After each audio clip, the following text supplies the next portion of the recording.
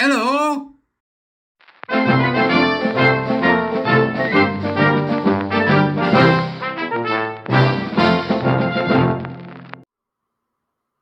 Beep, beep, beep, beep, beep, beep, beep. Welcome to the court of the Edijester. It's another day here at Jester Towers, and it's chilly. This morning, Bindel, Joyce, interviews, and wibbly wobbly wobbly. Well, we've now all had a chance to watch it, listen to it, or do it whichever way you were going to do it. And I've had a chance this morning to have a conversation for about, nearly half an hour with a young person I know who is engaged with both of these, what I would call textual artifacts, just to put it in the old correct media speak, right?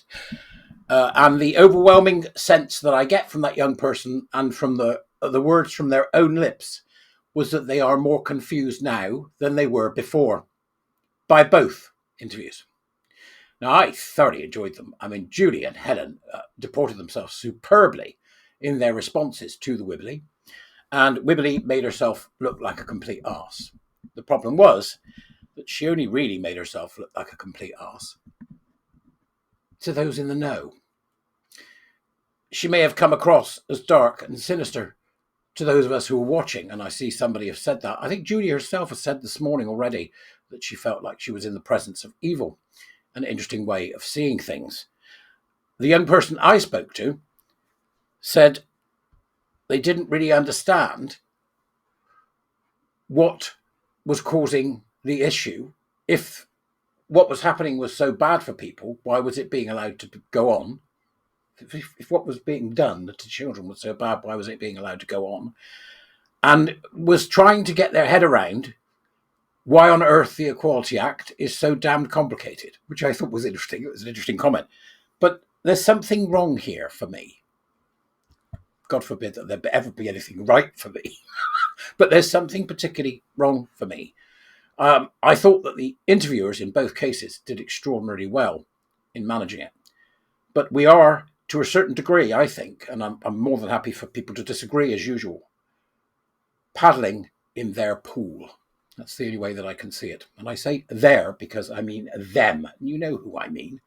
I mean those who still think that trans is real, those who are supportive of this nonsense, and those who have facilitated great child and societal harm. And then I had to think about it afterwards. What would I have done if I was our Julie Bindel or our Helen Joyce? What would have been my response to Wibbly Wobbly Webley? And that I thought was quite an interesting question to ask. So I've had a mull about that this morning. I'm very conscious of the fact that from my perspective, and I've been teaching with and talking with the warrior teachers this week, despite having a bit of the old COVID and a bit bad throat, I've been teaching and talking to the warrior teachers this week during our sessions. I cannot separate or divorce from trans the idea of EDI and DEI. I cannot separate, as I said all those years ago in one of my first interviews with Glinner, that the septic teats of the horrific udder of postmodernism, EDI, DEI, is trans, queer, critical race theory. Those three things, just stick with those for the minute. I can't separate it out any longer. And my main concern right now is the fact that this rarefied atmosphere in which we are having this conversation is populated to a very great degree by older people. If I look, for example, at who's watching my YouTube videos, I can see that most of them are over 38, 40. Who subscribes to my Substack, most of them are, again, older. It's this type of thing. This conversation is taking place in what seems to be a particular strata of society.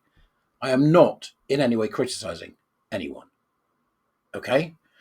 But I'm very concerned that right now we are not making what's going on so easily digestible that young people are given, if you will, a core hypothesis with which to grapple.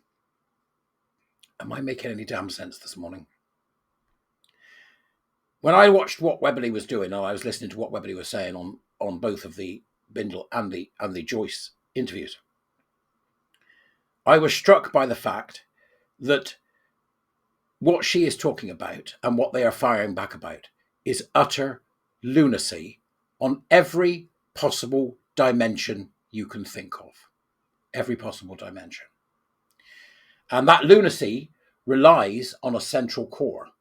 And that central core is that you will accept the unreality of the given hypothesis. In other words, Webberly says, oh, they were always a girl, they were never a boy, and yeah, everybody should be given hormones. I don't care if they're 6 years old and all that nonsense. And doctors will continue to do this anyway because there's different drugs that they can use. And the Equality Act, it's only an opinion from the Supreme Court, right? So all of those things that Webberly is quite happily wobbling about require us to accept a posited idea so utterly and centrally deranged and insane that the minute we enter into dialogue with these people, we end up in their paddling pool. In other words, we have accepted the premise. And the premise here is that somebody can change sex. The premise here is that you are what you think you are. The premise here is that we must accept the unreality of other people's thinking, the distorted thinking of other people, and accept it, and not only that, but affirm it and allow it into society en masse. This is a derangement. That's how I see it, as a derangement. But it is also a negation of something. And that to me is what's ringing true. And that to me is what I'm going to be focusing on in order to try and leave something behind that young people will understand that will eventually eradicate this. And what they're asking us to accept, this unreality, is in fact the negation of science, the negation of what we know about the reality of biology, of our evolutionary makeup, of thousands of years of built-in understanding of what it means to be a human. It is an attack upon science.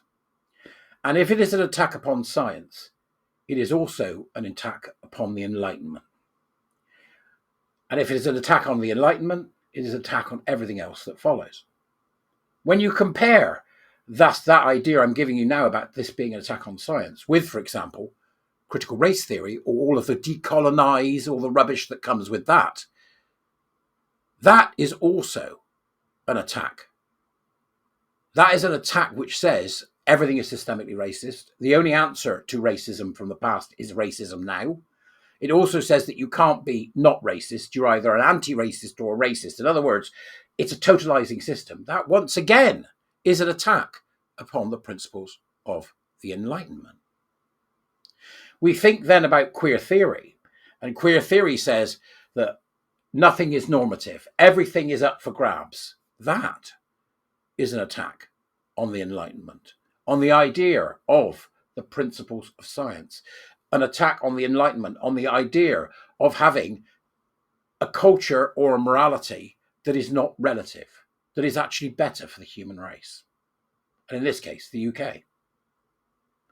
Now, I am absolutely anti-cultural and moral relativism. I think that we've got a fantastic culture. It's one of the best in the world. It gave us the modern world, but just so you know, the Enlightenment, the Industrial Revolution, it gave us the modern world.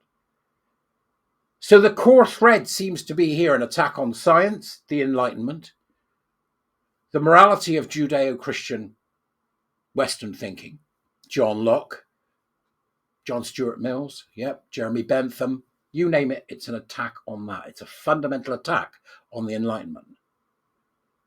If it's a fundamental attack on that, what it all is, queer, trans, race, the whole critical social fats, all that fat studies, bloody nonsense, the entire thing is in effect an attack on the Western canon. If I was sat in front of Webberly, that would be my first statement.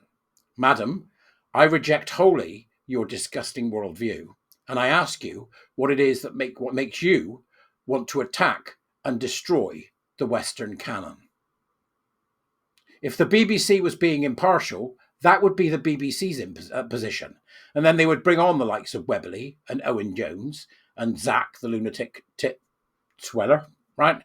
And would say to them, what exactly is it about the Western canon that you want to destroy and why? That's impartiality. Impartiality for the BBC would be taking them all out equally, not the BBC joining in with the raising, the giving credence to of an attack against the Enlightenment, the Industrial Revolution, the Western canon, everything that has brought us to a point of absurd luxury. Or I could just be wrong. I'll let you think about that. I'll see you later. We need to leave something. And right now, I just think, despite the fact that Helen and Julie were brilliant, and so are many others of us, that we're not leaving anything. If it confuses a young person, I have to ask, what is its utility other than to give us a freeze-on and the enjoyment of watching two professionals do their job? I'll see you later. Bye-bye.